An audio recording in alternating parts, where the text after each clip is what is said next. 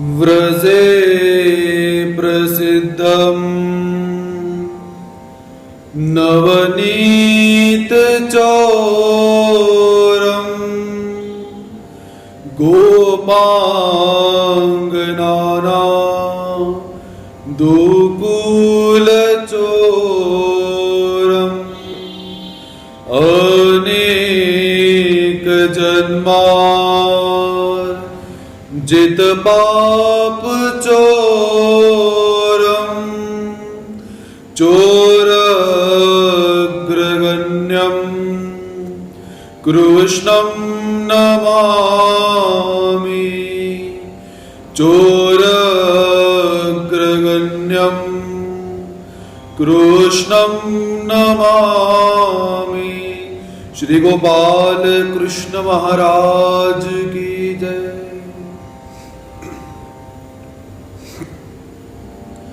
सच्चिदानंद घन स्वरूप परमेश्वर अवतार अनंत सूर्यों के समान जिनकी दिव्यांग कांति है, जो पीतांबर को धारण करते हैं, शंख चक्र गदा एवं पद्म को धारण करते हैं, अपने लालित्यमय स्वरूप से संपूर्ण अचर चर प्राणियों को मोहित करने वाले भगवान श्री कृष्ण महाराज जी के चरणार बिंदों में प्रणिपात करते हैं।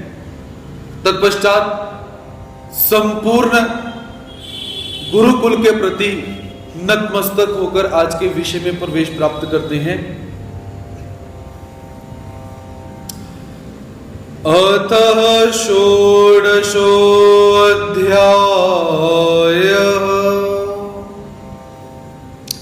अब 16वें अध्याय का शुभारंभ किया जाता है। अवतरणिका। तो कल के सत्र में भगवान श्री कृष्ण महाराज जी ने क्षर अक्षर एवं पुरुषोत्तम इन 3 तत्वों का सविस्तार रहस्य अर्जुन को बतलाया। तो भगवान श्री कृष्ण महाराज जी 7वें अध्याय के अंदर अर्जुन को बतलाते हैं कि हे अर्जुन, कुछ मूढ़ व्यक्ति ऐसे होते हैं कि जो मेरा आश्रय नहीं धारण करते हैं, तो उन्हें आसुरी प्रकृति का ऐसे कहा जा सकता है। और भी भगवान श्री कृष्ण महाराज जी ने राक्षसी प्रकृति का वर्णन करा, आसुरी प्रकृति का वर्णन करा, फिर दैवी प्रकृति का वर्णन करा। तो भगवान श्री कृष्ण महाराज जी ने पीछे के अध्यायों में इन प्रकृतियों का थोड़ा थोड़ा स्पर्श किया हुआ है, किंतु 16वें अध्याय के अंदर जिसका नाम है दैवासुर संपद विभाग योगो नाम, कि जिस अध्याय के अंदर दैवी संपत्ति का व्यक्ति कैसा होता है और आसुरी संपत्ति का व्यक्ति कैसा होता है, इस विषय में भगवान श्री कृष्ण महाराज जी ने बतलाया हुआ है। तो ऐसा दैवासुर संपद विभाग योग नामक 16वें अध्याय का शुभारंभ किया जाता है। श्री भगवान वाच। भगवान श्री कृष्ण महाराज जी बोले, अभयम सत्व संशुद्धि ज्ञान योग व्यवस्थिति दानम दमश्च यज्ञश्च स्वाध्यायस्तप आर्जवम्। अभयम सत्व संशुद्धिर ज्ञान योग व्यवस्थिति दानम दमश्च यज्ञश्च स्वाध्यायः स्तप आर्जवम्। भगवान श्री कृष्ण महाराज जी दैवी संपत्ति के जो साधक होते हैं, दैवी संपत्ति के साधक के कौन कौन से लक्षण होते हैं, उस विषय में अर्जुन को बतलाते हैं कि हे अर्जुन, जो दैवी संपत्ति का साधक होता है, अभयम भय का सर्वथा अभाव, सत्व संशुद्धि अंतःकरण की अत्यंत शुद्धि, ज्ञान योग व्यवस्थिति ज्ञान के लिए योग में दृढ़ स्थिति, च दानम सात्विक दान, दम इंद्रियों का दमन, यत्न स्वाध्याय, तप कर्तव्य पालन के लिए कष्ट सहन करना, च आर्जवम शरीर मन वाणी की सरलता। हे अर्जुन, जो दैवी संपत्ति का साधक होता है, उस साधक के अंदर ये जो गुण मैंने बतलाए हैं, ये गुण उसके अंदर पाए जाते हैं। कौन से? भय का सर्वथा अभाव, अंतःकरण की अत्यंत शुद्धि, ज्ञान के लिए योग में दृढ़ स्थिति, सात्विक दान, इंद्रियों का दमन करना, यज्ञ करना, स्वाध्याय करना, कर्तव्य पालन के लिए कष्ट को सहन करना और शरीर मन वाणी की सरलता। ये जो गुण बतलाए गए हैं, ये सारे के सारे गुण जो दैवी संपत्ति का मालिक होता है, जिस व्यक्ति के स्वभाव में दिव्य गुण होते हैं, दैवी संपत्ति जिसके स्वभाव में होती है, उसमें ऐसे ऐसे गुण प्राप्त होते हैं, ऐसा भगवान जी यहां पर बतलाते हैं। तो सबसे पहले भगवान श्री कृष्ण महाराज जी अभय का नाम लेते हैं, अभयम। तो अभयम अर्थात अनिष्ट की आशंका से मनुष्य के भीतर जो घबराहट होती है, उसे भय कहा जाता है। अनिष्ट की आशंका से जो व्यक्ति के मन में घबराहट पैदा हो जाती है, उसे भय कहा जाता है। और भय का जब सर्वथा अभाव हो जाता है, तो उसे अभय कहा जाता है। जिस साधक के मन में भय नहीं रहता, उसे अभय कहा जाता है, ऐसा भगवान जी यहां पर बतलाते हैं। तो भय दो रीतियों से होता है। एक प्रकार का भय कैसा है, जो बाहर से पैदा होता है, और दूसरे प्रकार का भय कैसा है, जो अंदर से पैदा होता है। तो बाहर से भय कैसे पैदा होता है कि जैसे कोई चोर, डाकू, सिंह इत्यादि, शेर इत्यादि, सर्प इत्यादि, इन प्राणियों से भय रहता है कि ये हमारा अनिष्ट ना कर दें, इसलिए इनसे भय आदमी को रहता है।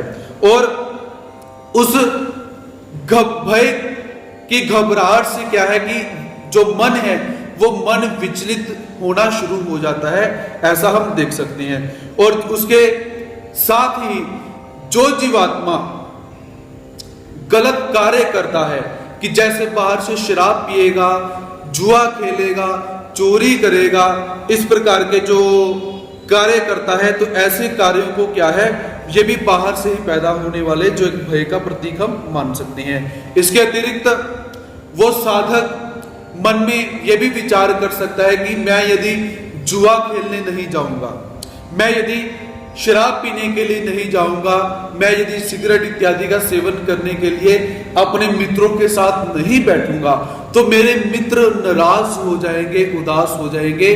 तो यह भी एक बाह्य भय रहता है, बाहर से उत्पन्न होने वाला भय को हम ऐसे देख सकते हैं। और भी जितने बाहर से भय इत्यादि हमें लगते हैं किसी व्यक्ति विशेष से, किसी बड़े व्यक्ति से, उन सबको बाहर से उत्पन्न होने वाला भय ऐसा कहा जाता है।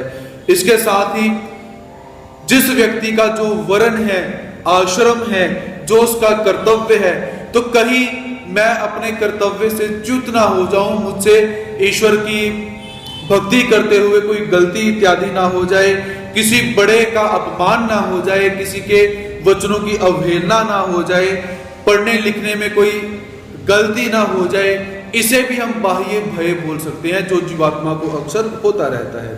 अब बात करते हैं आंतरिक भय की, जो अंदर से भय पैदा होता है, कि जब मनुष्य कोई पाप कर्म करता है, वो चोरी करेगा या किसी को अपशब्द उसने बोले हुए हैं, जो उसने एक कार्य कर दिया हुआ है, जो उसको लगता है कि हाँ मेरे से गलत काम हो चुका हुआ है, ऐसा अन्याय, अत्याचार, निषिद्ध आचरण इत्यादि हो चुका हुआ है, तो वो गलत काम होने के बाद जो मन में एक घबराहट पैदा होती है, उसे आंतरिक भय हम बोल सकते हैं।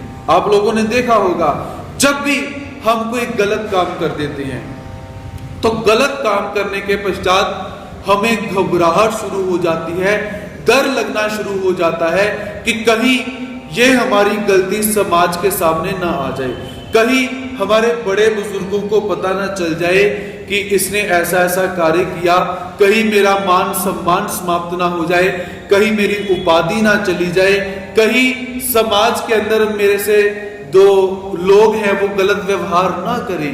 इस प्रकार की जो वृत्ति पैदा हो जाती है उसे हम बोल सकते हैं भीतर आंतरिक भय।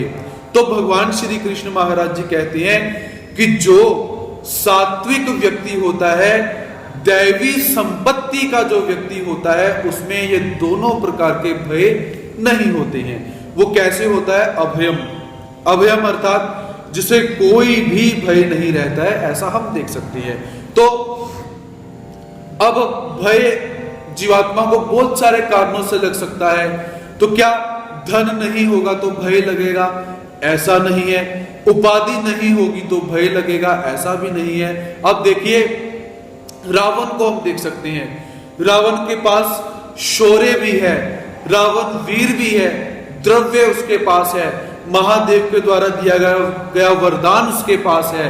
सभी देव और राक्षस रावण से घबराते हैं, किंतु जब रावण सीता माता का अपहरण करके उनको लेकर चला जाता है तो उनके मन में भय पैदा हो जाता है, घबराहट पैदा हो जाती है, क्योंकि रावण ने गलत काम कर दिया। गलत काम करने से क्या है? मन में भय पैदा होता है। इसीलिए अक्सर बड़े बुजुर्ग क्या बोलते हैं कि चोर की दाढ़ी में तिनका, कि जो चोर होगा वो क्या है? वो घबराएगा। इस कहावत का तात्पर्य अर्थ क्या है? चोर घबराएगा और घबराहट के कारण भय पैदा होगा। भय पैदा होने के बाद कुछ उल्टा पलटा काम करेगा और फंस जाएगा। इसलिए भगवान जी यहाँ पर घबराहट कैसे होती है, भय कैसा होता है, हम देख सकते हैं। उसके साथ दूसरा उदाहरण हम ये भी देख सकते हैं कि कौरव 11 अक्षौहिणी संख्या के अंदर है। सबसे बड़े बड़े महारथी वीर योद्धा कौरवों के पास है। इसके अतिरिक्त पांडवों की जो सेना है 7 अक्षौहिणी सेना है। जितने वीर कौरवों की सेना के अंदर हैं, उतने वीर पांडवों की सेना के अंदर नहीं है। लेकिन कौरव घबरा रहे हैं। जब शंख की ध्वनि हो जाती है तो शंख की ध्वनि के बाद क्या है? जो कौरव हैं, दुर्योधन इत्यादि हैं, उनका हृदय विदीर्ण हो जाता है, घबराहट पैदा हो जाती है। कारण कि अंदर से गलत काम किया हुआ है, अंदर से भय पैदा हो चुका हुआ है।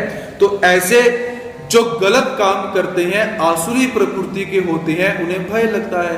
और जो दैवी प्रकृति का साधक होगा वो निर्भय होकर रहता है। आप लोगों ने देखा होगा कि कुछ साधक जंगल में निवास करते हैं, वहां पर उनको शेर का भी डर नहीं रहता है, सांप का डर भी नहीं रहता है, सर्दी का डर नहीं रहता है, गर्मी का डर नहीं रहता है। ऐसे तो दैवी संपत्ति का जो साधक है उसमें सबसे पहला गुण कौन सा है? अभयम। उसके पश्चात सत्व संशुद्धि। सत्व संशुद्धि अर्थात अंतःकरण की शुद्धता। अंतःकरण की सम्यक शुद्धि को सत्व संशुद्धि कहा जाता है। जब अंतःकरण पूरा का पूरा शुद्ध हो जाए, निर्मल हो जाए, तो उसे सत्व संशुद्धि कहा जाता है। संसार से राग रहित होकर भगवान में अपने राग को समर्पित करना, भगवान को अपने हृदय में बिठा लेना, उसे सत्व संशुद्धि कहा जाता है, अंतःकरण की शुद्धि कहा जाता है। ऐसा हम देख सकते हैं। तो कल के सत्र में हमने ये देखा था कि जिसका हृदय साफ नहीं होगा उसमें परमात्मा कभी भी निवास नहीं करते, कभी नहीं बैठते। तो यहां पर सत्व संशुद्धि जो लक्षण बताया गया है, ये भी दैवी संपत्ति का जो साधक होता है उसमें ऐसा लक्षण पाया जाता है। उसके पश्चात ज्ञान योग व्यवस्थिति। ज्ञान के लिए योग में दृढ़ स्थिति। ज्ञान को प्राप्त करने के लिए यह साधक कैसे है?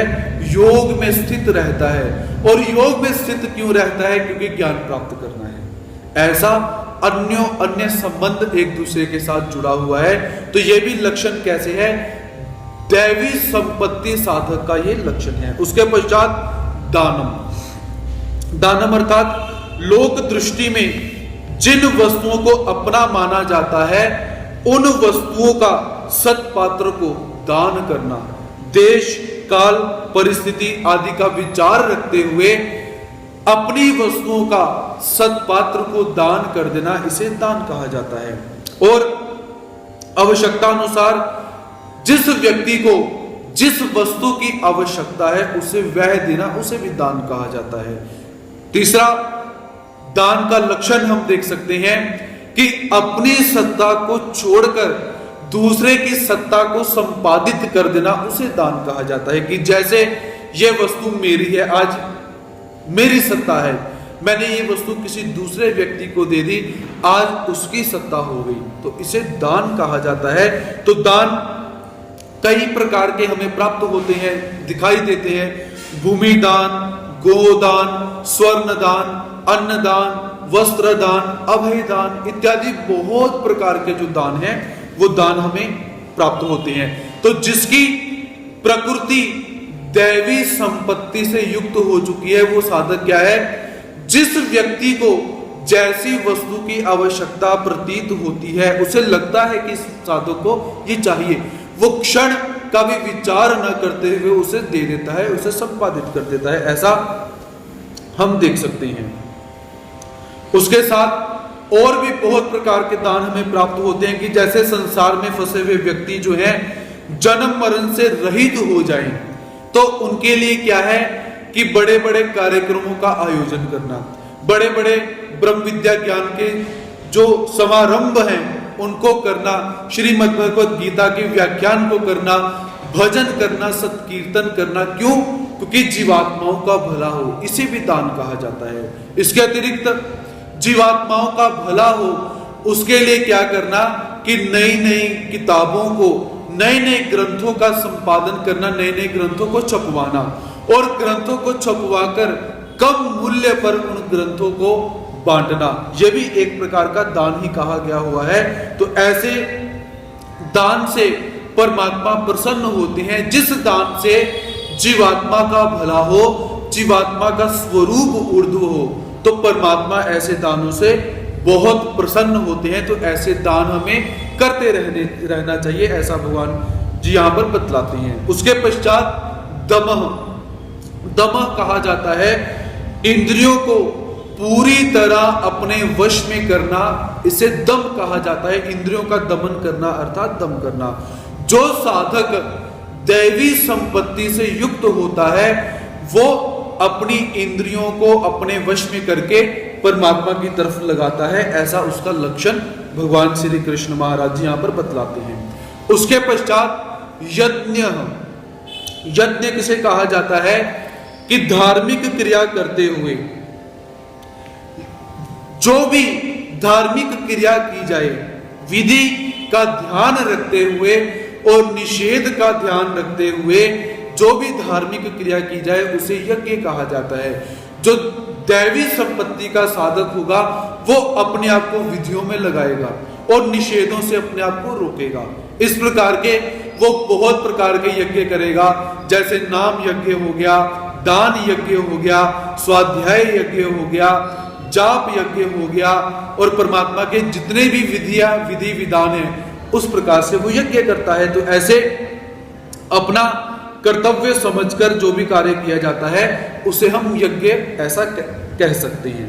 और यज्ञ के अंदर क्या रहता है कि वह साधक अभिमान, अहंता, ममता से रहित होकर केवल अपना कर्तव्य पालन करने के लिए उस कार्य को करता है, तो इसीलिए उस क्रिया को यज्ञ कहा जाता है, ऐसा हम देख सकते हैं। उसके पश्चात स्वाध्याय, स्वाध्याय अर्थात अपने ध्येय की प्राप्ति के लिए, ईश्वर की प्राप्ति के लिए भगवान के नाम का जाप करना, व्याख्यान इत्यादि करना, भगवान को प्रसन्न करने के लिए कीर्तन इत्यादि करना, पठन इत्यादि करना, पढ़ना पढ़ाना इत्यादि, इसे स्वाध्याय कहा जाता है। नाम स्मरण करना, गीता का पाठ करना, देव पूजा वंदन करना, आरती करना, दंडवते डालना, अन्नदान इत्यादि करना, जिन क्रियाओं को हम प्रतिदिन एक नियम के अंदर करते हैं तो उन सभी क्रियाओं को स्वाध्याय कहा जाता है। और स्वाध्याय का दूसरा अर्थ क्या है कि अपनी वृत्तियों को अपनी स्थिति में ठीक ठीक से अध्ययन करना, स्व अध्याय। स्व अर्थात अपना, अध्याय अर्थात निरीक्षण करना, अपने आप को टटोलना, अपने आप को देखना कि मैं जो कर रहा हूं क्या वो सही है, उसे भी स्वाध्याय कहा जाता है। ऐसा भगवान जी यहां पर बतलाते हैं कि जो दैवी संपत्ति से युक्त साधक है वो कैसे है, स्वाध्याय में लीन रहता है ऐसा। उसके पश्चात तप अर्थात भूख प्यास, सर्दी गर्मी, अनुकूल परिस्थिति प्रतिकूल परिस्थिति को प्राप्त होकर विधि करते समय उस विधि में जो भी कष्ट प्राप्त हो जाए उस कष्ट को सहन करना, उसे तप कहा जाता है। तप अर्थात तपस्या, तपस्या अर्थात तपना। जो भी विधि करते समय जैसा भी कष्ट प्राप्त हो जाए उस कष्ट को सहन करना, उसे तपस्या कहा जाता है। तो भगवान श्री कृष्ण महाराज जी कहते हैं कि जिस साधक की दैवी संपत्ति होती है वह अपनी विधियों से कभी भी चलायमान नहीं होता। वो विधि करेगा, देव पूजा नमस्कार करेगा, स्थान बंदन करेगा, पोथी पढ़ेगा, सब करेगा। उस विधि को करते समय यदि उसे कुछ कष्ट प्राप्त हो गया, किसी ने कुछ अपशब्द बोल दिए, कोई अड़चन आ गई, तो वो साधक क्या है, उन अड़चनों को सहन करता है, उसमें विचलित होकर विधि को छोड़ता नहीं है। ऐसे लक्षणों से युक्त व्यक्ति कैसा है, दैवी संपत्ति का कहा गया हुआ है। उसके पश्चात आर्जवम, आर्जवम अर्थात सरलता और सीधे स्वभाव को आर्जवम कहा जाता है। दैवी संपत्ति से युक्त जो साधक है उसका स्वभाव कैसा रहता है कि वह शरीर मन और वाणी से सरल रहेगा। वो शरीर से सरल कैसे रहेगा, झुककर रहेगा, कभी भी अभिमान से अकड़ के बात नहीं करेगा। वाणी से सरल कैसे रहेगा, जब भी बोलेगा प्रिय भाषण करेगा, सत्य भाषण करेगा, ऐसा वो सरल रहेगा। और जो मन से सरल कैसे रहेगा कि जब भी किसी वस्तु का विचार करेगा तो सत वस्तु का विचार करेगा, अपने मन से लोगों का हित करेगा। ऐसा जो व्यक्ति है वो अच्छी तरह से अपने मन वाणी और कर्म से कैसा है, सरल रहेगा।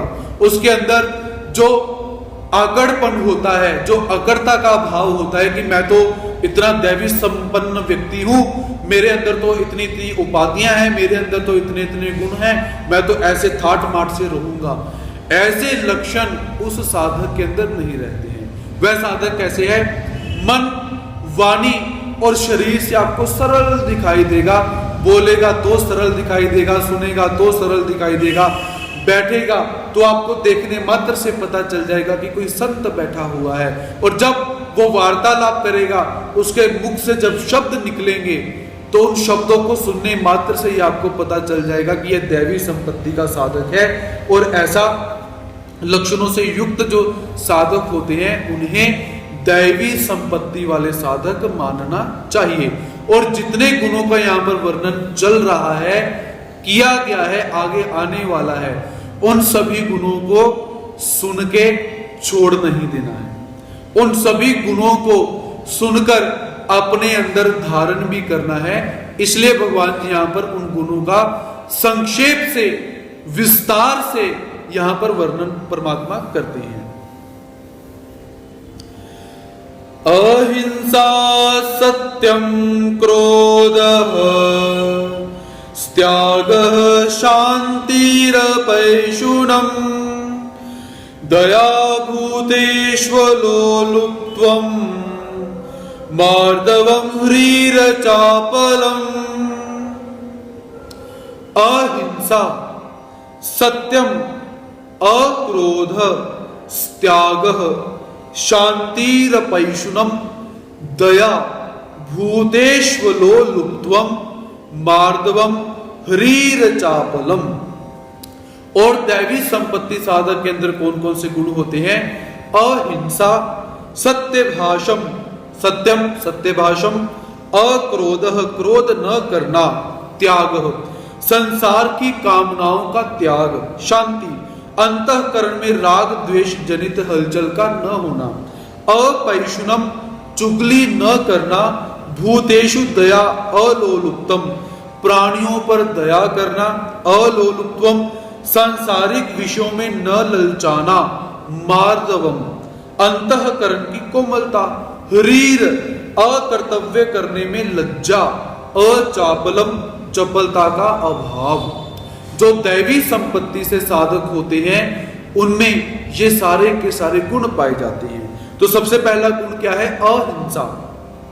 शरीर, मन, वाणी, अपने भाव इत्यादि से किसी भी प्रकार के प्राणी का अनिष्ट न करना तथा अनिष्ट को न चाहना अहिंसा कहा जाता है। मन से, वाणी से, कर्म से किसी भी प्राणी का अनिष्ट पहले तो चाहता ही नहीं है और करना भी नहीं है, उसे कहा जाता है अहिंसा। तो अहिंसा ये वृत्ति कब पैदा होती है? जब जीवात्मा अपनी संपूर्ण वृत्तियों को संसार से विमुख करके परमात्मा में स्थापित कर लेता है, तब जाकर ये जो अहिंसा की वृत्ति है, ये अहिंसा की वृत्ति पैदा होती है। और जो जीवात्मा अपनी संपूर्ण वृत्तियों को संसार में लगाते हैं तो वह अहिंसा का व्रत का पालन कभी नहीं कर सकते, क्योंकि ऐसे व्यक्ति कैसे हैं? जब बोलेंगे उसमें भी हिंसा करेंगे, सोचेंगे उसमें भी हिंसा करेंगे और शरीर से तो हिंसा करेंगे ही करेंगे। इसीलिए परमात्मा यहां पर बतलाते हैं कि दैवी संपत्ति से जो युक्त साधक होता है वह मन, वाणी और कर्म से कैसे है? अहिंसा व्रत का पालन करता है। ना तो वो मन से किसी व्यक्ति के विषय में बुरा चिंतन करता है, ना ही शब्दों के माध्यम से किसी के अहित रूपी शब्दों का वर्णन करता है, और ना ही शरीर से कभी किसी की हिंसा करता है। ऐसा भगवान जी यहां पर बतलाते हैं। उसके पश्चात सत्यम, सत्यम अर्थात सत्य भाषण करना, अपने स्वार्थ और अभिमान का त्याग करके केवल दूसरे के हित के लिए, हित की दृष्टि से जैसा सुना, देखा, समझा वैसा बोल देना, जिसमें साधक का अपना कोई स्वार्थ नहीं रहता किंतु दूसरे का हित अवश्य रहता है। तो दूसरे के हित के लिए जैसा देखा, जैसा सुना, जैसी परिस्थिति का अनुभव किया, उस परिस्थिति का सत्य वर्णन कर देना, उसे कहा जाता है सत्यम। क्योंकि अक्सर जीवात्मा झूठ कब बोलता है? जब झूठ बोलने से, झूठ बोलने में अपना स्वार्थ हो, अपना फायदा हो रहा हो, दूसरे का नुकसान हो रहा हो, तो उस समय जीवात्मा क्या करता है कि सत्य मार्ग को छोड़कर असत्य मार्ग को धारण कर लेता है। किंतु जो दैवी संपत्ति का साधक है वो क्या करता है? निस्वार्थ भाव से किंतु दूसरे के हित के लिए संपूर्ण जैसा सत्य होगा वैसा सत्य बोलता है। उसे यह नहीं बोलना पड़ता कि गीता के ऊपर हाथ रख के कसम खाओ कि मैं जो कहूंगा मैं सत्य कहूंगा, सत्य की सिवा मैं कुछ नहीं कहूंगा। उसे ये झूठी कस्में खाने का जो आडंबर है वो उसे नहीं करना पड़ता। वो साधक अंदर से ही दैवी गुणों से युक्त हो चुका है, जिस कारण से वो क्या है, अपने जीवन में कभी भी असत्य भाषण वो नहीं करता। जब भी बोलेगा सत्य बोलेगा, जब भी बोलेगा प्रिय बोलेगा। उसके पश्चात अक्रोध, दूसरों का अनिष्ट करने के लिए अंतःकरण में जो एक जलन पैदा करने वाली प्रवृत्ति होती है उसे क्रोध कहा जाता है। दूसरों का हित करने के लिए जो अंतःकरण में जलनात्मक एक प्रवृत्ति पैदा हो जाती है, वृत्ति पैदा हो जाती है, उसे क्रोध कहा जाता है। और जब तक अंतःकरण में दूसरों का अनिष्ट जो करने की भावना पैदा नहीं होती तो उसे हम क्षोभ बोल सकते हैं। तो क्रोध क्या हो चुका है कि जब किसी व्यक्ति ने हमारे साथ कोई गलत व्यवहार किया तो उस व्यक्ति के द्वारा उस व्यवहार को सुनकर देखकर क्या है, हमारे मन में एक भाव पैदा हो गया कि समय आने पर इसका अनिष्ट मैं जरूर करूंगा, इससे मैं सबक जरूर सिखाऊंगा। ऐसा भाव पैदा हुआ और अंदर से जलन उत्पन्न हो चुकी है कि वो समय कब आए, मैं इसे कब सबक सिखाऊं। वो जो जलन करने की प्रवृत्ति पैदा हुई है उसे हम बोलेंगे क्रोध पैदा हो गया। किंतु जो परमात्मा में मन को लगाए हुए है, जो परमात्मा का दैवी संपत्ति से युक्त साधक है वह अपने मन के अंदर किसी भी साधक के प्रति अनिष्ट को पैदा नहीं करता। किसी ने कैसा भी बर्ताव कर दिया है हुआ हो, लेकिन वो मन में मैं इसका अनिष्ट करूंगा ऐसा भाव कभी नहीं लाता। और जो जलन होती है, ईगो जिसे हम बोले, वो भी इस साधक के मन में कभी नहीं आती, क्योंकि संसार से विमुख हो चुका है, परमात्मा के सम्मुख हो चुका है। तो ऐसा वो साधक कैसा है? अक्रोध, जिसके मन में क्रोध पैदा होता ही नहीं, जिसके मन में जलनात्मक जो प्रवृत्ति है, वृत्ति है, वो पैदा होती ही नहीं, वह साधक कैसा है? दैवी संपत्ति से युक्त माना गया हुआ है, ऐसा हम देख सकते हैं। उसके पश्चात त्याग, संसार की कामनाओं का त्याग करना, कि संसार से विमुख हो जाना ही असली त्याग कहा गया हुआ है। क्योंकि भगवान श्री कृष्ण महाराज जी क्या कहते हैं? त्यागा शांति निरंतरम। 12वें अध्याय के अंदर हमने अध्ययन किया था कि परमात्मा कहते हैं कि त्याग से शांति पैदा होती है। तो त्याग क्या है? किसका त्याग करें, क्यों करें? तो त्याग की सरल और आसानी और सरल व्याख्या कि संसारिक भोगों से विमुख हो जाना, इसे त्याग कहा गया हुआ है। और पारमार्थिक वृत्तियों की तरफ, स्वाध्याय इत्यादि की तरफ अग्रसर होना, ये बहुत एक अच्छी वृत्ति हम इसे बोल सकते हैं। तो साधक जो है अपने जीवन के अंदर आंतरिक और बाह्य दोनों प्रकार से जो सांसारिक भोग होते हैं, उन भोगों का, वस्तुओं की कामनाओं का त्याग कर देता है, क्योंकि अंदर से दैवी संपत्ति से युक्त हो चुका हुआ है, ऐसा हम देख सकते हैं। उसके पश्चात शांति। तो शांति क्या है? कि अंतःकरण में राग द्वेष जनित हलचल का न होना शांति कहलाता है। कि राग और द्वेष के माध्यम से हमारे अंतःकरण के अंदर जो हलचल पैदा हो जाती है, वो हलचल पैदा हो गई तो उसे हम बोलेंगे अशांति। तो राग द्वेष के कारण राग द्वेष उत्पन्न हुए, किंतु अंतःकरण में कोई हलचल नहीं हुई, साधक जैसा है वैसा ही बैठा हुआ है, इसे कहा जाता है शांति।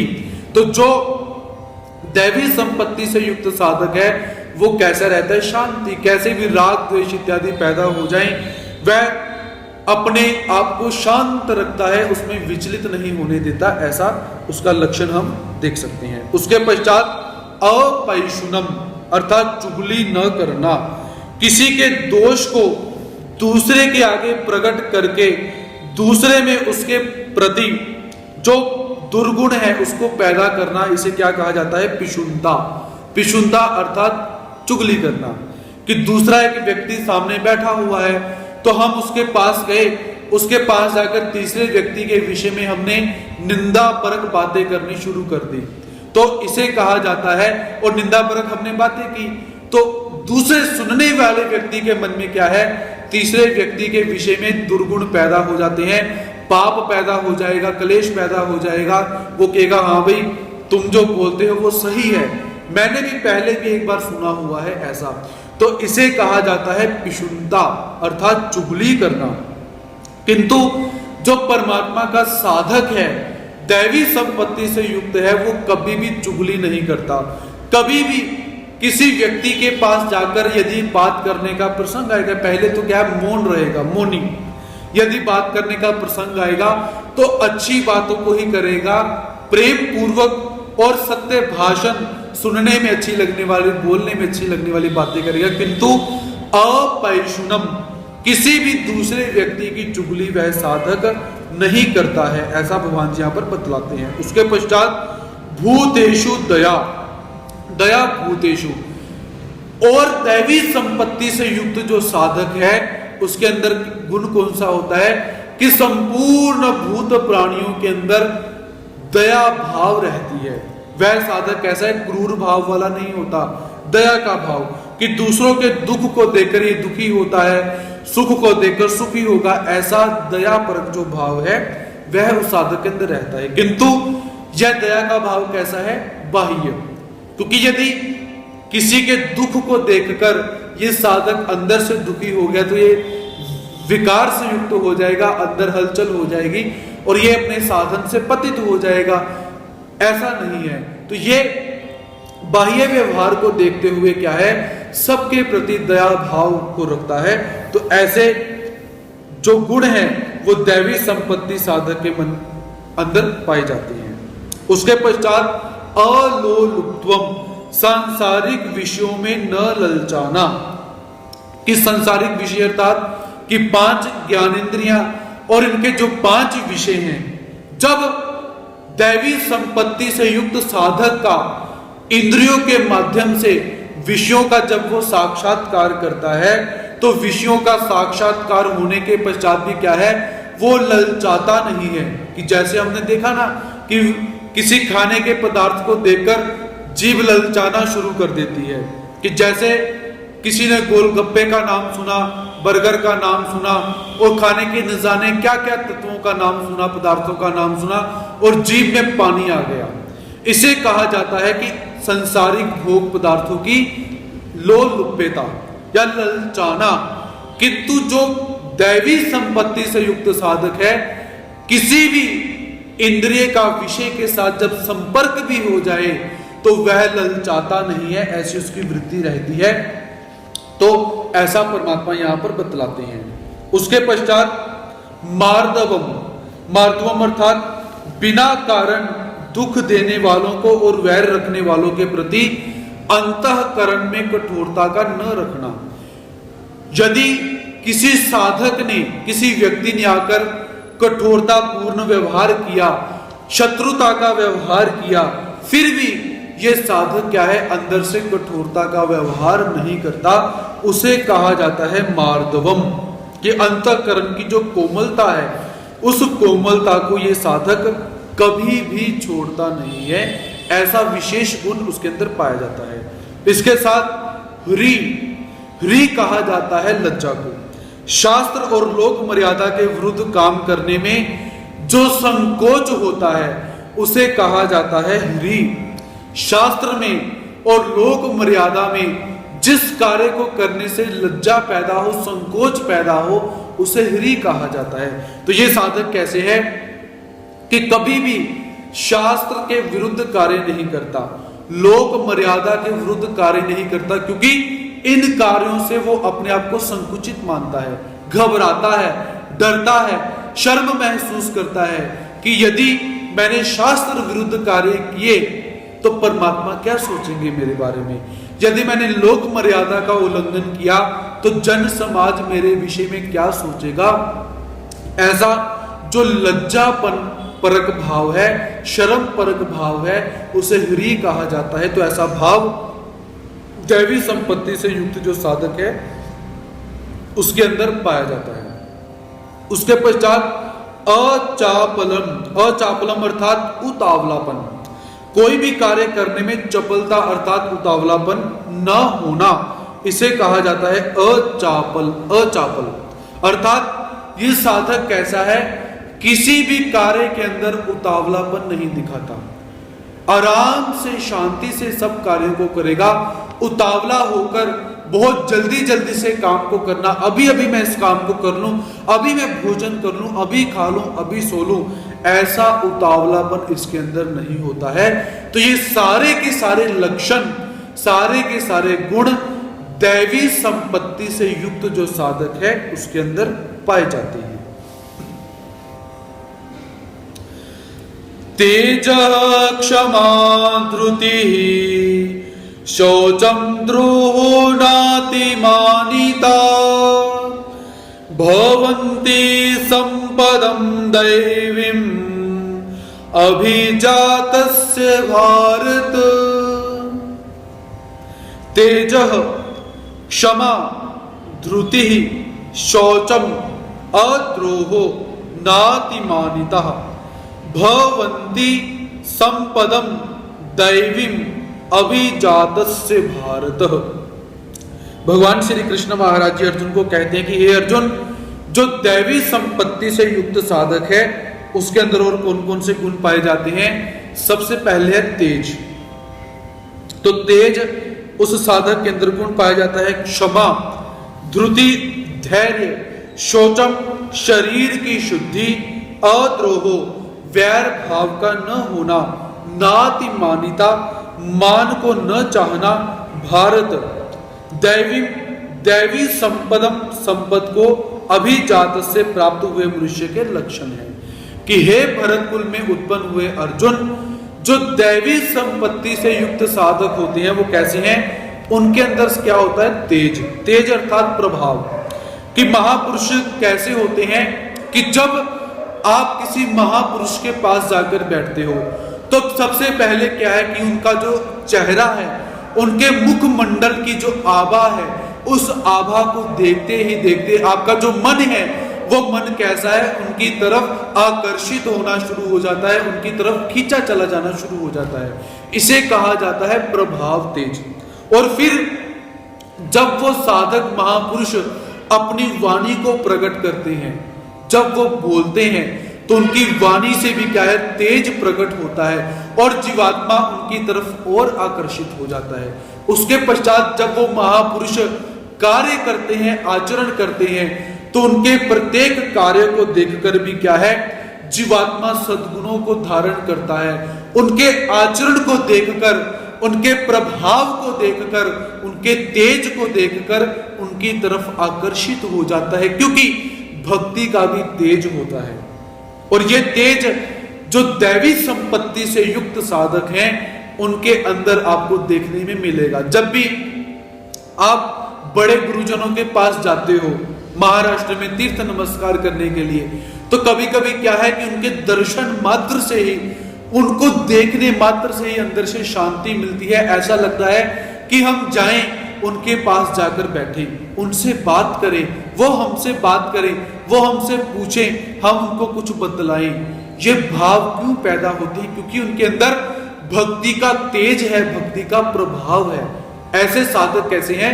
दैवी संपत्ति से युक्त होते हैं। उसके पश्चात क्षमा बिना किसी कारण से अपराध करने वाले को दंड देने का सामर्थ्य होने पर भी उसे दंड ना देना, उसे क्षमा कहा जाता है।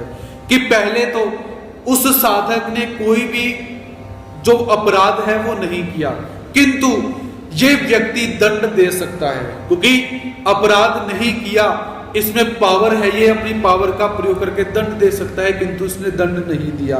या हम यूं कहें कि किसी एक व्यक्ति ने अपराध कर दिया, अपराध करने के पश्चात उस साधक को, उस व्यक्ति को दंड देना चाहिए।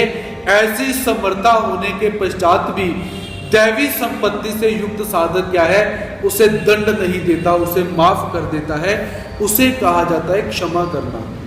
तो क्षमा करने में क्या है कि जैसे पिता पुत्र ने गलती करी और पिता ने अपने पुत्र को क्षमा कर दिया, तो इसे हम क्षमा नहीं कहेंगे, क्योंकि इसमें मोह का संबंध आ जाता है। पिता और पुत्र के अंदर मोह का संबंध आ जाएगा। और कहीं पर ऐसा हो गया कि कोई एक बलवान व्यक्ति सामने खड़ा है और बलवान व्यक्ति ने निर्बल व्यक्ति को अपशब्द बोल दिए और निर्बल व्यक्ति बोल जा मैं तुझे क्षमा कर देता हूं। ऐसा नहीं चलता, क्योंकि इसमें क्या है? निर्बल पहले ही असमर्थ है, उसको क्या बोलेगा? तो बोलेगा मैंने तुझे माफ किया। वहां भी ये बात नहीं चलती। और बात क्या है कि इसमें सामर्थ्य है, ये पावरफुल है, और अगले ने गलती भी की हुई है, ये दंड भी दे सकता है, किंतु फिर भी अपनी दैवी संपत्ति के अंदर रहते हुए ये व्यक्ति क्या कहता है कि चलो तुमने गलती करी, कोई बात नहीं, गलती इंसान ही करते हैं, जानवर कभी गलती नहीं करते, तुमने गलती करी कोई बात नहीं, मैं तुम्हें क्षमा कर देता हूं। क्योंकि क्षमा करने के लिए क्या है? अंदर बहुत बड़ी एक पावर चाहिए। दंड देने के लिए, मारने के लिए शक्ति नहीं चाहिए, किंतु किसी को माफ करने के लिए जिगर बहुत बड़ा होना चाहिए। इसलिए परमात्मा क्षमा करने की वृत्ति को किसमें लेते हैं? दैवी संपत्ति से युक्त जो साधक है उसके अंदर। उसके पश्चात ध्रुति अर्थात धैर्य, किसी भी अनुकूल या प्रतिकूल परिस्थिति में विचलित ना होकर अपनी स्थिति के अंदर कायम रहना, अपने धैर्य को न छोड़ना, इसे कहा जाता है ध्रुति। तो साधक की जो वृत्तियां हैं साधक को कभी सतोगुण में ले जाती हैं, कभी रजोगुण में ले जाती हैं, कभी तमोगुण में ले जाती हैं, तो कभी इंद्रियां अपने विषयों की तरफ चली जाती हैं, कभी मन चंचल हो जाता है। किंतु ये जो दैवी संपत्ति से युक्त साधक है, ये कैसे है, कैसी भी स्थितियां इसके समक्ष आ जाएं, अनुकूल वातावरण हो, प्रतिकूल वातावरण हो, मन चंचल हो चुका हुआ है, मन उतावला हो चुका हुआ है, लेकिन ये क्या है, अपनी स्थिति को कायम रखता है, तो इसे कहा जाता है धृति अर्थात धैर्य का होना। उसके पश्चात शौचम, शौचम अर्थात शरीर की शुद्धता, बाह्य शुद्धि एवं अंतःकरण की शुद्धि का नाम शौचम है। शौच अर्थात शुद्ध। पुरानी संस्कृति भाषा के अंदर हमारे जो शब्द हुआ करते थे, उन शब्दों के अंदर अर्थ भरा हुआ करता था। आज के समय में क्या है, ना शब्द का सिर है, ना पैर है, ना उसके अंदर से अर्थ जान पड़ता है, ना कुछ जान पड़ता है। पुराने समय में आपने देखा कि सुबह सुबह के समय जब व्यक्ति स्वभाव इत्यादि के लिए जाया करते थे, तो वो उस समय किस शब्द का प्रयोग करते थे, शौच, कि हम शौच के लिए जा रहे हैं। शौच अर्थात शुद्धिकरण के लिए, हम अपने आप को शुद्ध करने के लिए जा रहे हैं, ऐसे शब्दों का प्रयोग होता था। तो परमात्मा की प्राप्ति के लिए जो साधक चला हुआ है, वह साधक क्या करता है कि अपने आप को बाहर से भी शुद्ध रखता है और अंदर से भी शुद्ध रखता है। विडंबना क्या है, हम अपने आप को बाहर से तो शुद्ध रखते हैं, रोज नहाते भी हैं 1 2 3 4 5 बार, और न जाने किन किन भौतिक पदार्थों का हम प्रयोग करते हैं। सिर पे लगाने के लिए अलग से पदार्थ, मुंह पे लगाने के लिए अलग से पदार्थ, शरीर पे लगाने के लिए अलग से पदार्थ, पता नहीं कितने पदार्थों का हम प्रयोग करते हैं। कुछ नहाने से पहले पदार्थ लगाए जाते हैं, कुछ नहाते समय लगाए जाते हैं, कुछ नहाने के बाद लगाए जाते हैं। ऐसे पता नहीं कितने विभिन्न पदार्थों का हम प्रयोग करते हैं बाह्य शुद्धता के लिए। किंतु याद रखिए, बाहर से यदि अशुद्ध हो जाओगे तो चल जाएगा, किंतु आंतरिक अशुद्धता नहीं चलेगी। इसीलिए जो परमात्मा का दैवी संपत्ति से युक्त साधन है, वह बाह्य शुद्धि के साथ साथ आंतरिक शुद्धि की तरफ भी ध्यान रखता है। बाहर से तो अपने शरीर को साफ रखेगा, अंदर से भी जो पाप भरा हुआ है, मल भरे हुए हैं, जो अशुद्धियां भरी हुई हैं, उन सभी से अपने मन को वो साफ रखता है। ऐसा शौचम यहां पर हम देख सकते हैं। उसके पश्चात अद्रोह, वैर भाव का न होना। तो वैर भाव का न होना कि बिना कारण अनिष्ट करने वाले के प्रति भी अंतःकरण में बदला लेने की भावना का न होना अद्रोह कहा जाता है। कि किसी व्यक्ति ने कारण होते हुए भी यदि हमारा अनिष्ट कर दिया, लेकिन हमने उसे बदला नहीं लिया, बदले की भावना का हमने परित्याग कर दिया, उसे कहा जाता है अद्रोह। ऐसा हम यहां पर देख सकते हैं। उसके पश्चात नातिमानिता। नातिमानिता अर्थात एक मान्यता होती है और एक अति मान्यता होती है। नातिमानिता हम किसे बोल सकते हैं कि मान को न चाहना, नातिमानिता, न अति मान्यता, अति मान्यता को न चाहना। इसे हम देख सकते हैं कि सामान्य व्यक्तियों से मान चाहना मान्यता कहलाता है। कि सामान्य व्यक्ति हमारा सत्कार करे, हमारा सम्मान करे, हमारा मान करे, इसे मान्यता कहा जाता है। जिसमें इसे मान्यता इत्यादि बोल सकते हैं। किंतु जिस गुरु से हमने विद्या अध्ययन किया हुआ है, जिस व्यक्ति विशेष से हमने गुण को प्राप्त किया हुआ है, वो व्यक्ति आकर हमारा सम्मान करे, हमारा पूजन करे, हमारा सत्कार करे, इसे कहा जाता है अति मान्यता। अर्थात आज के समय में आप लोगों ने देखा होगा कि जो शिष्य इत्यादि होते हैं, उनके मन में यह भाव रहता है कि हमारे गुरु जन भी आकर देखे, हम भी अपने गुरुओं से बढ़कर काम करें। हमारे गुरु ने ये तो नहीं किया, हम इस काम को करें और हमारे गुरु आकर हमारा सम्मान करें। इसे कहा जाता है अति मानिता। तो ये जो परमात्मा का साधक है, दैवी संपत्ति से युक्त साधक, वह अति मानिता को नहीं चाहता, वह मान्यता भी नहीं चाहता और अति मान्यता भी नहीं चाहता, वह सम्मान चाहता ही नहीं, क्योंकि मान और अपमान उसके लिए बराबर हो चुके हुए हैं, ऐसा हम देख सकते हैं। वह मान भी नहीं चाहता और अपमान भी नहीं चाहता, कुछ नहीं चाहता, और अति मान्यता तो वह बिल्कुल भी नहीं चाहता है, ऐसा। तो ये सारे के सारे जो गुण हैं, भगवान श्री कृष्ण महाराज जी कहते हैं कि हे अर्जुन, भवन्ति संपदम दैवीम अभिजातस्य भारत। हे भरत कुल में पैदा हुए अर्जुन, ये सारे के सारे लक्षण कैसे हैं? दैवी संपदा को प्राप्त हुए मनुष्य के लक्षण कहे गए हैं। जो साधक दैवी संपत्ति को प्राप्त हो चुके हैं, उनमें इतने प्रकार के लक्षण होते हैं, और तुम्हें भी इन लक्षणों से युक्त होना चाहिए, हमें भी इन लक्षणों से युक्त होना चाहिए, ऐसा भगवान श्री कृष्ण महाराज जी अर्जुन को बतलाते हैं। दंभो दर्पो अभिमानश्च क्रोधः पारुष्यमेव च अज्ञानं चाभिजातस्य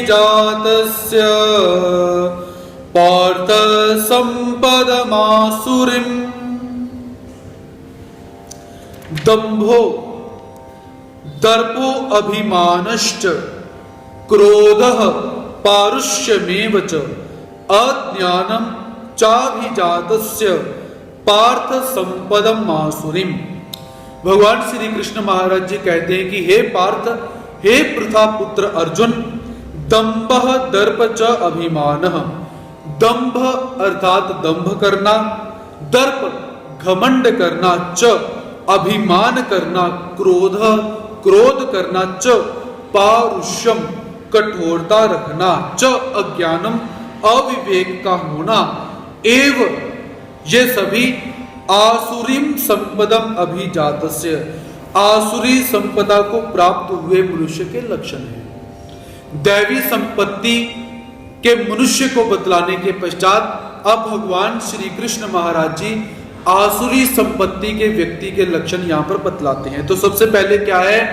दंभ, मान, बढ़ाई, पूजा ख्याति आदि प्राप्त करने के लिए अपनी वैसी स्थिति न होने पर भी वैसी स्थिति को दिखाना, उसे दंभ कहा जाता है, दिखावा कहा जाता है। अर्थात कि हम लोग मेरा सम्मान करें, मेरा मान करें, मेरी बड़ाई हो, लोगों के अंदर मेरी चर्चा हो, ऐसा भाव रखते हुए जैसे हम हैं नहीं वैसे लोगों को दिखाना, बनावटी होकर लोगों को प्रस्तुत करना, बनावटी होकर लोगों के सामने प्रेजेंट होना, इसे कहा जाता है दंभ।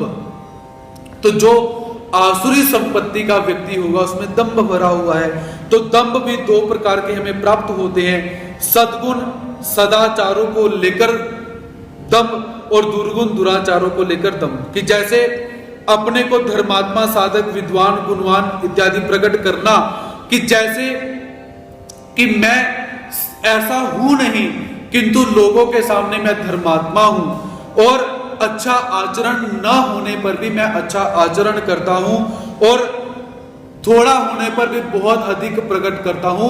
लेकिन किनके सामने? जो सद्गुणी व्यक्ति हैं उनके सामने दिखावा करना, उसे कहा जाता है सद्गुण सदाचारों को लेकर। कि जो अच्छे लोग हैं उन अच्छे लोगों के पास जाकर दिखावा करना, इसे भी सद्गुण सदाचारों को के सामने जाकर दंभ करना, ऐसा हम बोल सकते हैं। और दूसरे प्रकार के व्यक्ति कैसे हैं? दुर्गुण दुराचारों के सामने जाकर अपनी जो श्रेष्ठता है उसको व्याख्यान करते हैं। कि जैसे जिसका आचरण, खान पान, स्वाभाविक जो स्वभाव कैसा है, अशुद्ध नहीं है, किंतु ऐसा व्यक्ति भी जो दुराचारी लोगों के पास जाता है, स्वभाव उसका शुद्ध है, किंतु कुछ पापी व्यक्ति बैठे हैं, जुआ खेलने वाले व्यक्ति बैठे हैं, तो ये भी उसके पास जाकर बैठ गया और मन में विचार करता है कि भाई अगर मैं जुआ नहीं खेलूंगा तो ये तो मेरे ऊपर नाम रखेंगे। कि जैसे आप लोगों ने देखा होगा कि कुछ लोग जब बड़ी बड़ी शादियों में जाते हैं, बड़ी बड़ी पार्टीज में जाते हैं, तो वहां पर जाकर सब शराब पीते हैं, क्योंकि शराब पीना आज का ट्रेंड बन चुका है। पुरुष तो पीते ही पीते हैं, स्त्रियां भी पीती हैं, क्योंकि ट्रेंड, आप शराब नहीं पियोगे तो आप बड़े नहीं हो, आप हाई सोसाइटी के लोग नहीं हो, ऐसा माना जाएगा। तो वहां पर जाकर कुछ साधक कैसे हैं, पुरुष मानो स्त्रियां मानो, वहां पर जाकर जो दुराचारी व्यक्ति शराब पी रहे हैं, तो वहां पर जाकर क्या करेंगे, वैसे तो शराब नहीं पीते ये लोग, लेकिन वहां पर जाएंगे और मन में विचार करेंगे, भाई अगर यहां पर हमने शराब का गिलास नहीं पकड़ा या शराब हमने नहीं पी, तो लोग बोलेंगे कि ये तो लो स्टैंडर्ड के लोग हैं। तो उनको दिखाने के लिए वहां पर शराब पी जाती है, अर्थात बुरा आचरण बुरे लोगों के सामने करके दिखाया जाता है।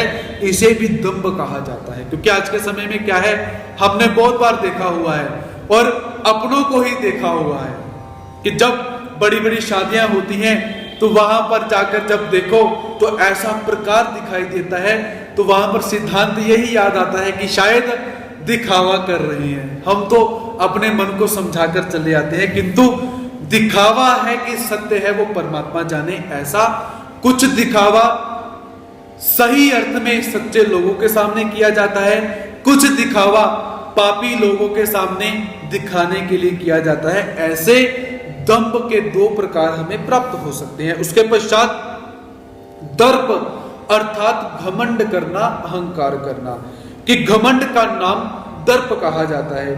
धन वैभव, जमीन जायदाद, मकान, फैक्ट्री, परिवार इत्यादि चीजों में ममता रखते हुए और बार बार इस बात को बोला कि मैं इतना बड़ा व्यक्ति हूं, मेरी इतनी बड़ी प्रॉपर्टी है, मैं अगर बोलूं तो मेरा समर्थन करने वाले इतने बड़े बड़े लोग हैं, मैं अगर ये बात बोल दूं तो कितने लोग मेरे पीछे खड़े हुए हैं, मैं तुम्हें इतना धन दे सकता हूं, मैं इतना बड़ा बड़ा हूं, ऐसी बड़ी बड़ी बातें करना, इसे कहा जाता है घमंड, इसे कहा जाता है धन।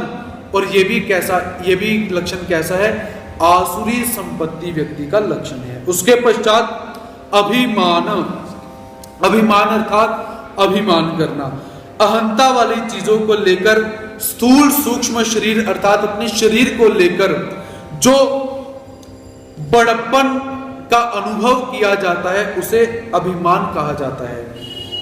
अहंता, अहंकार और अभिमान के अंदर यहां पर सूक्ष्म फर्क क्या है, जो घमंड किया जा रहा है वो घमंड किन चीजों का है, अपने परिवार का, जायदाद का, पैसे का, उपाधि का, श्रेष्ठ वर्ण का इत्यादि का। और जो अभिमान है वो अभिमान किसका किया जा रहा है, अपने शरीर का। तो अपने स्थूल सूक्ष्म शरीर का जो बड़प्पन का अनुभव किया जाता है, कि जैसे मैं इस जाति में पैदा हुआ हूं, मैं इस वर्ण में पैदा हुआ हूं, और मेरा ये जो शरीर है, मैं इतना बड़ा बड़ा इंस्पेक्टर हूं, मैं इतना बड़ा बड़ा डॉक्टर हूं। इस शरीर को लेकर जो घमंड किया जाए उसे अभिमान कहा जा सकता है, ऐसा हम देख सकते हैं। उसके पश्चात क्रोध, दूसरों का अनिष्ट करने के लिए अंतःकरण के अंदर जलनात्मक वृत्ति को क्रोध कहा जाता है, और ये आसुरी व्यक्ति के लक्षण परमात्मा यहां पर बतलाते हैं। उसके पश्चात पारुष्यम, पारुष्यम कहा जाता है कठोरता को, कि कठोरता का नाम परुष्य है, कि यह कई प्रकार का हम देख सकते हैं कि शरीर को लेकर कठोरता, कि जैसे कुछ लोग कैसे होंगे ना कि ऐसे अकड़ कर चलते हैं। आप लोगों ने देखा होगा बाहर कि जो जिनके पास पैसा बहुत होगा, गाड़ियां बहुत होंगी, घोड़े बहुत होंगे, सुंदर बहुत होंगे, ऐसे अकड़ के चलते हैं, उन्हें कहा जाता है पापुरुषम, पारुष्यम। बोलेंगे उसमें भी कठोरता, कठोरता कैसे, तू कौन है भाई, तो मेरे सामने बात करता है, ऐसा पारुष्यम अर्थात बोलेगा उसके अंदर भी कठोरता, और देखेगा तो देखेगा भी कैसे, ऐसे टेढ़ी आंखों से ऐसे करके, तो उसे कहा जाता है पारुष्यम अर्थात कठोरता।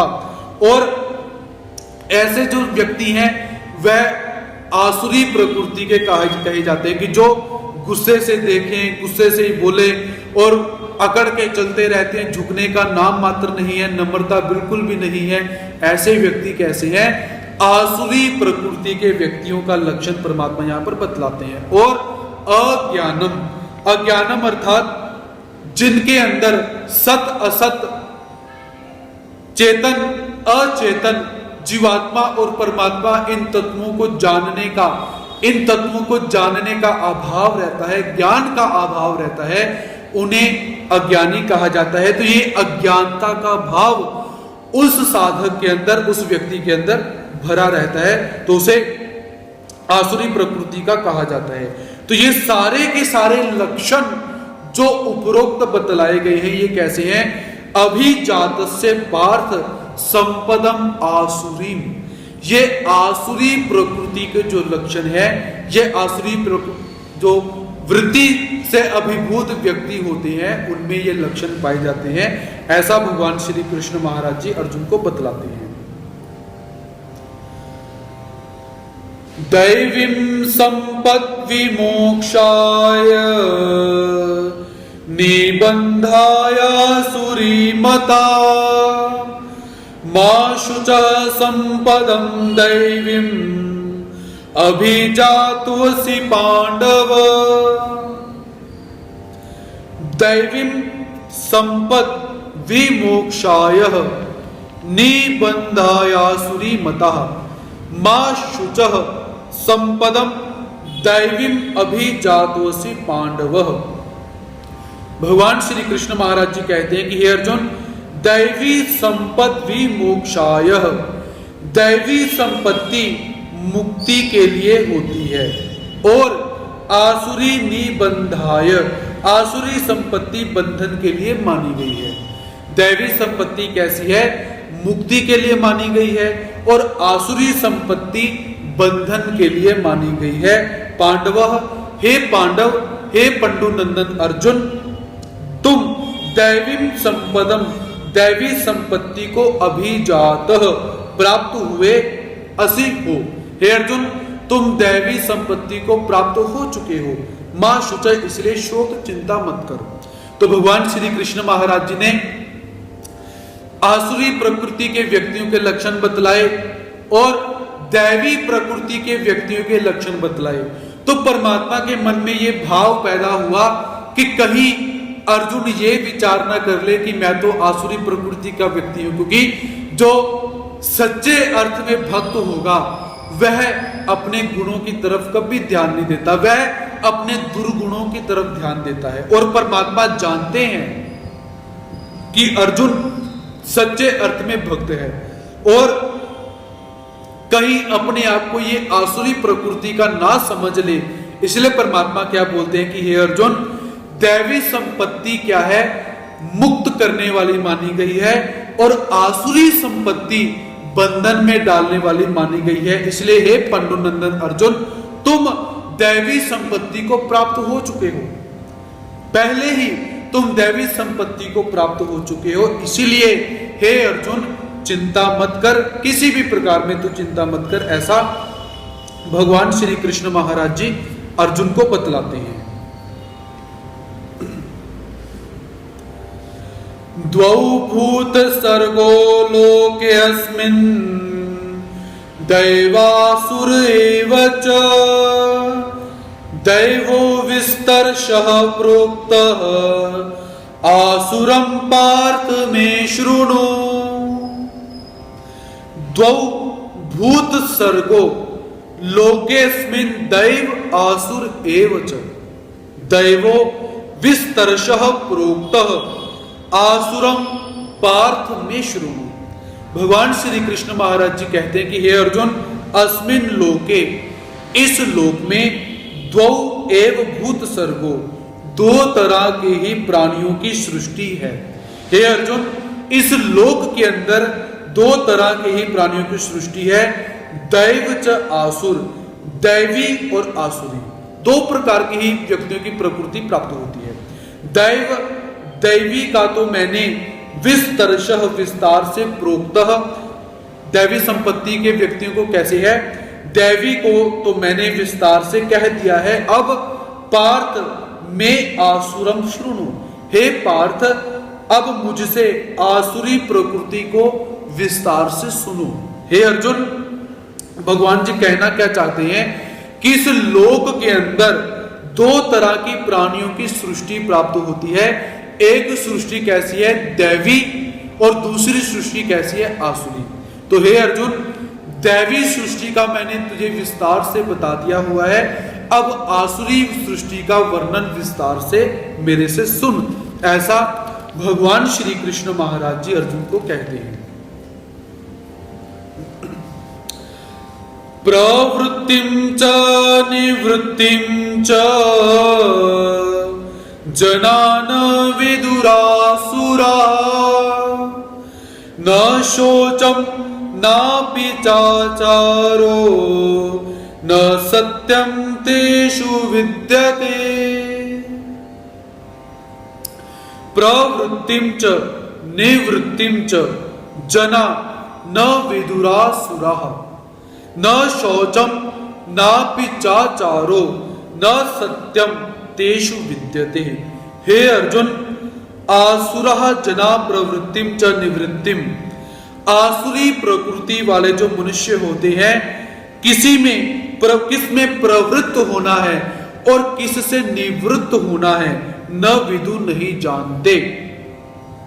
च तेषु न शौचम, और उनमें ना तो बाह्य शुद्धि होती है, न आचार, न वह श्रेष्ठ आचार करते हैं, तथा सत्यम, ना तो वह सत्य का पालन करते हैं। ऐसे आसुरी प्रकृति के व्यक्तियों के लक्षण होते हैं कि हे अर्जुन, जो आसुरी प्रकृति के व्यक्ति होते हैं, सबसे पहले क्या है, प्रवृत्ति, किस काम में प्रवृत्त होना चाहिए, किस कार्य को करना चाहिए, उन्हें इसका पता ही नहीं चलता।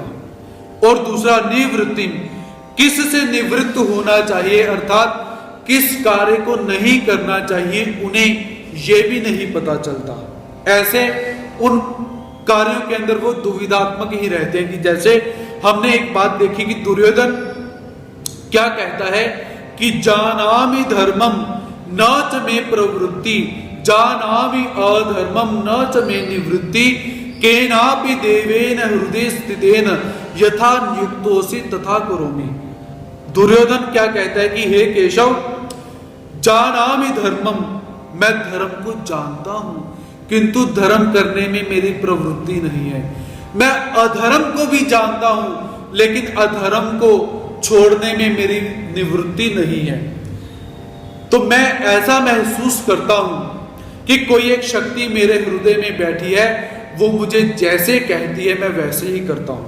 अर्थात आसुरी प्रकृति के विषय में यदि हमने किसी पात्र को लेना हो तो दुर्योधन को ले सकते हैं, कि दुर्योधन को यह पता ही नहीं कि किस काम को करने में मेरी भलाई है और किस काम को छोड़ने में मेरी भलाई है।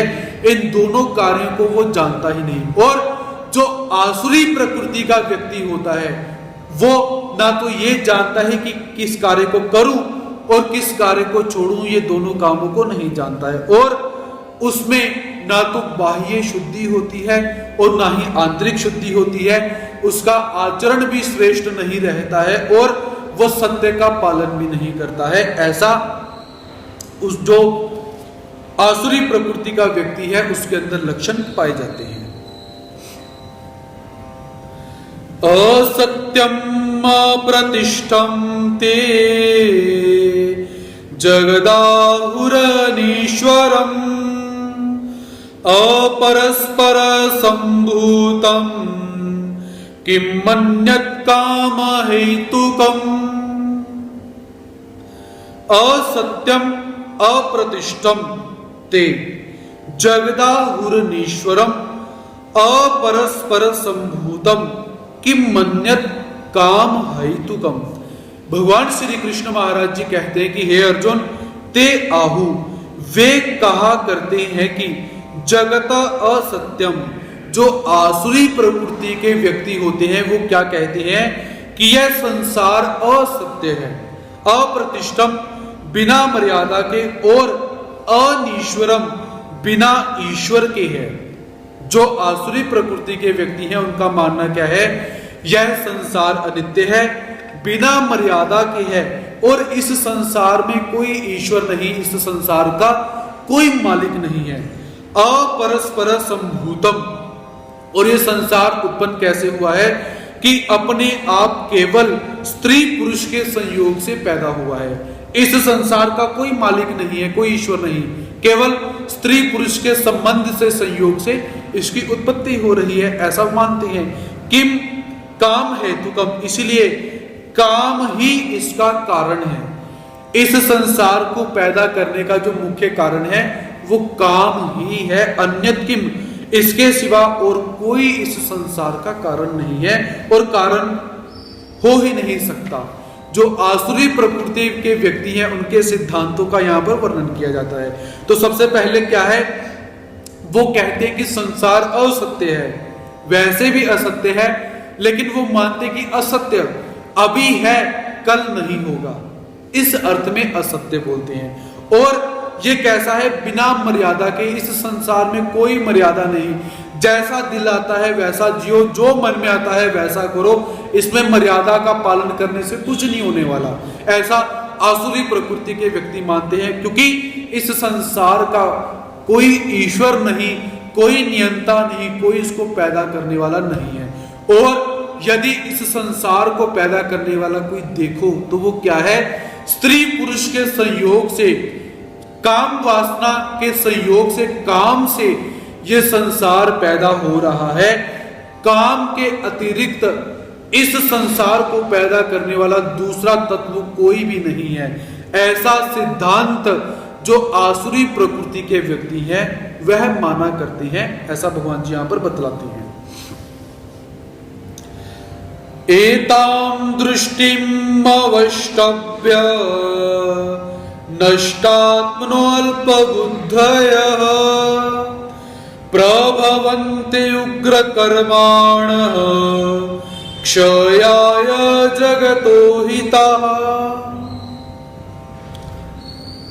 एतां दृष्टिम् अवष्टभ्य नष्टात्मनो अल्पबुद्धयः प्रभवन्ते उग्र कर्माणः क्षयाय जगतो अहितः।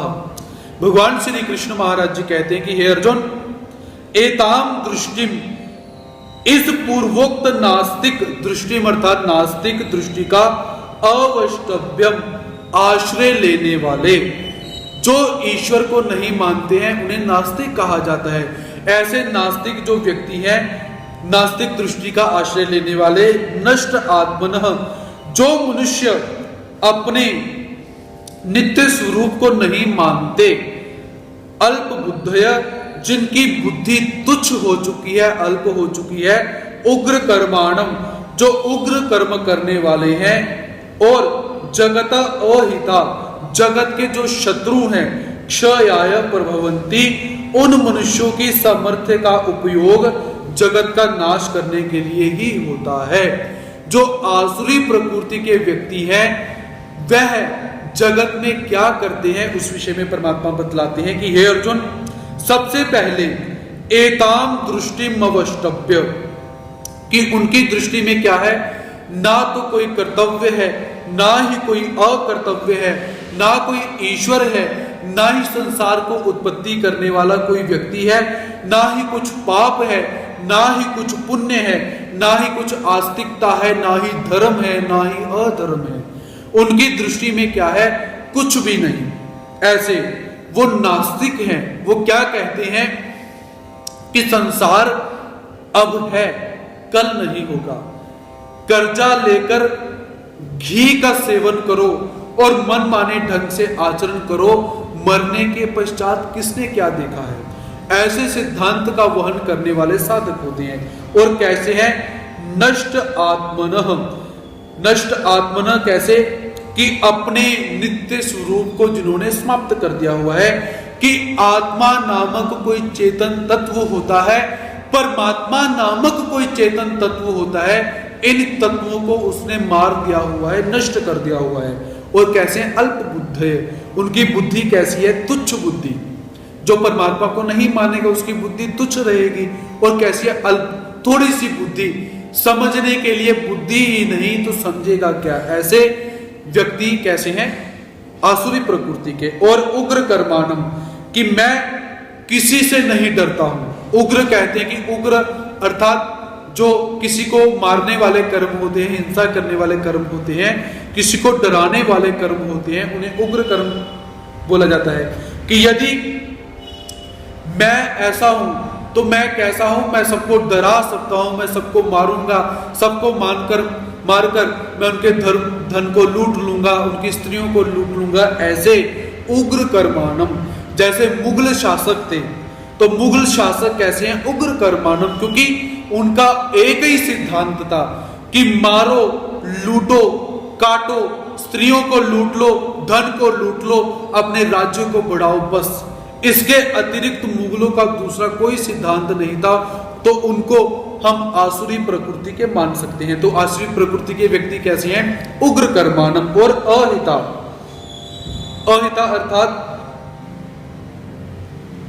उनका स्वयं का स्वभाव तो खराब ही है, किंतु समाज का भी वो अहित करते हैं और क्षयाय, समाज को समाप्त करते हैं।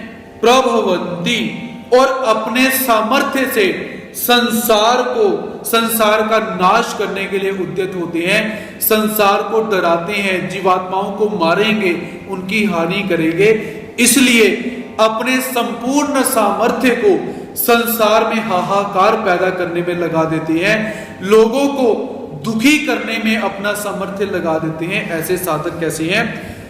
जो आसुरी संपत्ति से युक्त हैं। ऐसे उनके लक्षण परमात्मा यहां पर बतलाते हैं। कामम् आश्रित्य दुष्पूरम दंभमान मदान्विताः मोहात् गृहीत्वात् सद्ग्रहान् प्रवर्तन्ते अशुचिव्रताः। कामम् आश्रित्य दुष्पूरम दंभ मान मदान्विताः मोहात् गृहीत्वा सद्ग्रहान् प्रवर्तन्ते अशुचिव्रताः।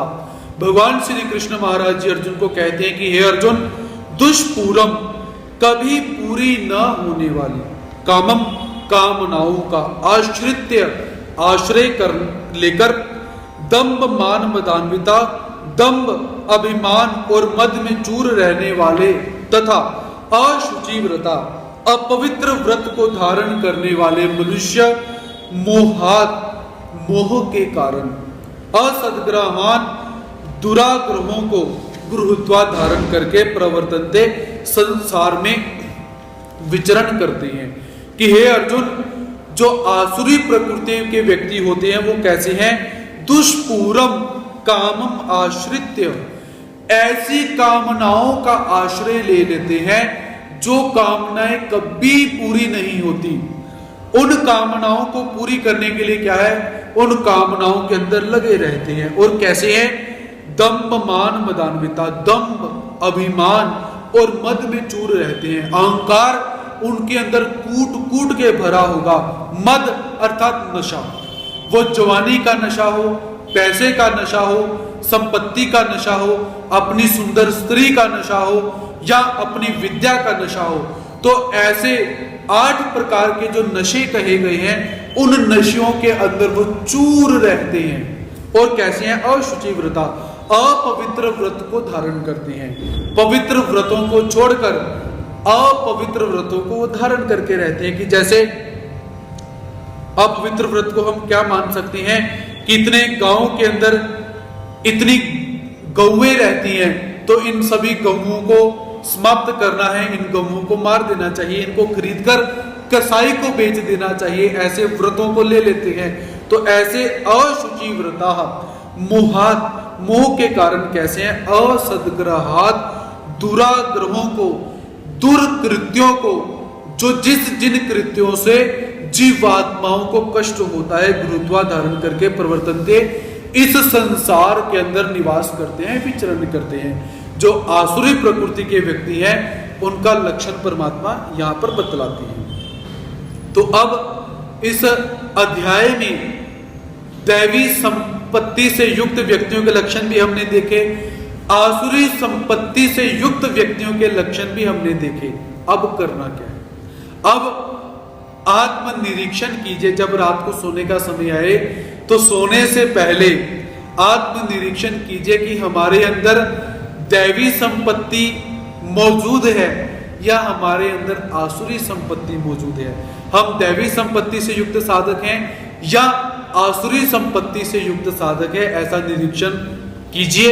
और जब ऐसा आत्मचिंतन करेंगे तभी हमारा उद्धार होगा। तो आज का सत्र हम यहीं पर समाप्त करते हैं। कल पुनः भगवान श्री कृष्ण महाराज जी की असीम कृपा से भगवान श्री कृष्ण महाराज जी के परम पवित्र ज्ञान को लेकर आप सबके समक्ष उपस्थित होने का प्रयास रहेगा। तब तक के लिए सभी भक्तों के प्रति प्रणति सादर करता हूं, स्वीकार करेंगे। जय श्री कृष्ण, दंडवत प्रणाम।